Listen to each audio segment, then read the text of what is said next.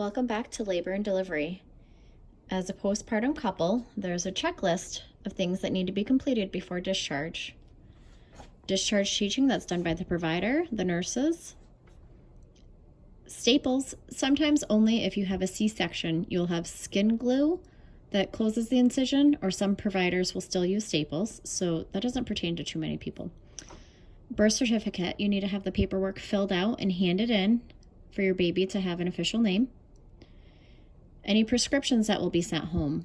Vaginal delivery, you'll do Tylenol and Motrin just over the counter. Sometimes Colace, a stool softener, or iron if it's too low.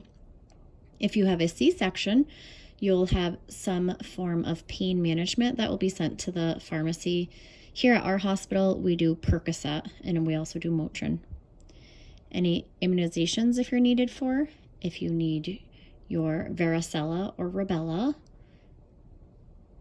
Videos for newborns and for new parents that are required before discharge. Some of these used to be done in the childbirth classes, but due to the COVID age, we now have online videos, or you do them while you're here during labor or your induction or your postpartum stay. Shaken baby syndrome, care of the newborn that will go over feeding methods, diaper changes, consoling your baby. If you're breastfeeding, there's a video to watch. All the information you need to know, you'll never learn with one child or one video. So this is something you'll need to be educated in throughout the whole duration of your lifetime, pretty much. Circumcision, this is optional. This is if you have a baby boy, if you want him circumcised or not. This is something to really investigate and read about prior to coming to labor and delivery, so you know what you want to do about that. Paternity affidavit. If you are not married, the father of the baby will have to do a paternity affidavit, which is a video and a form he needs to fill out and sign stating that he is the dad.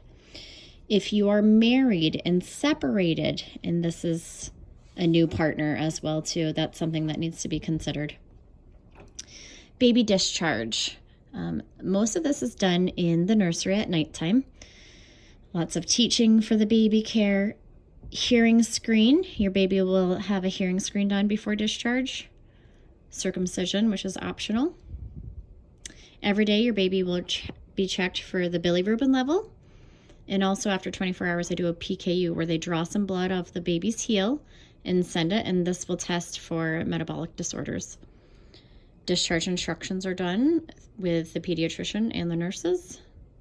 First time mommies should do a bath return demonstration of how to wash a newborn, just a sponge bath, and a CCHD, which is like the little pulse ox that's put on the baby's foot and hand looking for circulation.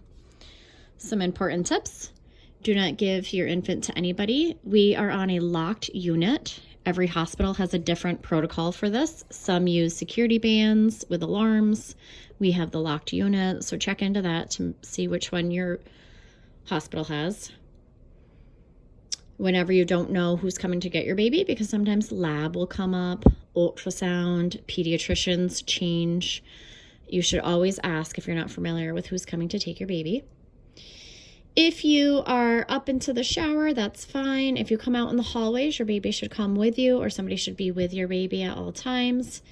When the baby is being transported, it should be in the little bassinet, which I'll show you that in another video. And everybody has the matching ID bands that need to stay on until discharge. Mom, partner, and baby should all have matching bracelets. Do not sleep with your baby in bed. It's one thing when you're in the hospital versus when you're at home, but this is something we strongly advise. ABCs, baby sleeps best alone on the back and in a crib. There we go, right down there too. Perfect. So that's some teaching.